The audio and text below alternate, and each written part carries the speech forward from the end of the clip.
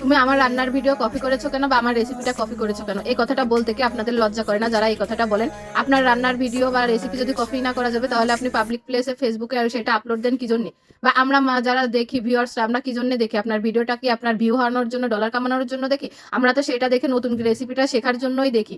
তাহলে আপনারা এই ধরনের কথা কেন বলেন? আপনাদের কি নিজেদের একটু লজ্জা করে না? আর যারা নিজেদের রান্নার রেসিপিটা কপি করাতে না চান দয়া করে সকালবেলা ফেসবুকে ঘুম দেবেন না। এই থেকে ধরনের উঠে দেখি ঝুম বৃষ্টি হচ্ছে, তো ভাবলাম আগে সবাই মিলে চা কফি খাই, তারপরে বা নাস্তায় কি বানাবো দেখা যাবে। বৃষ্টির সময় চা কফি গরম গরম খেতে কিন্তু খুবই ভাল লাগে।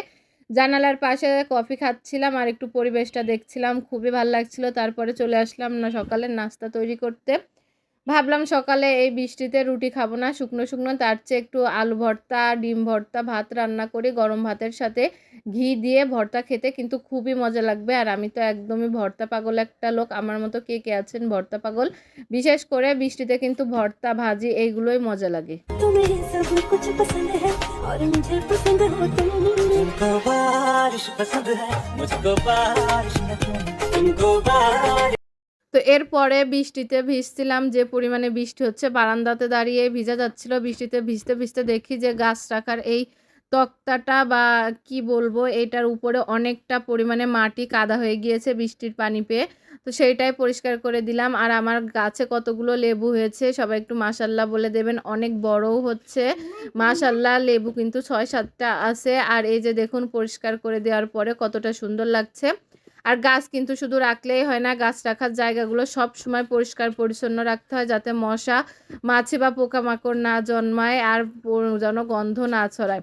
তো এরপরে বৃষ্টিতে ভিজেছি আরও অনেকক্ষণ, তারপরে গোসল করে রান্না করে চলে এসেছি। আর আজকে দেখলাম যে যেহেতু এখনও বৃষ্টি হচ্ছে, খিচুড়ি আর মাংস ভুনাটাই মজা লাগবে, তো আমি খিচুড়ি আর মাংস ভুনা করছিলাম।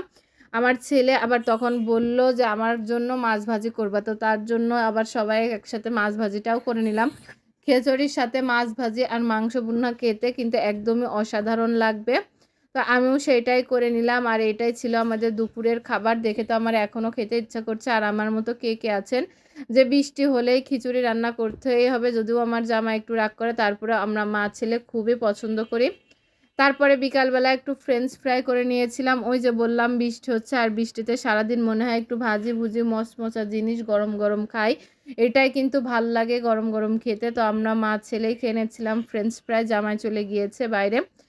ফ্রেঞ্চ ফ্রাই খাওয়ার পরে দুপুরে যেহেতু খিচুড়ি রান্না করেছি, রাত্রেবেলা তো আর খাওয়া যাবে না, একটু মাছ ঝোল করে নেব। ইলিশ মাছ তো বড় মাছ ছিল, এটা প্রায় 1-1.5 কেজি ওজনের মাছ।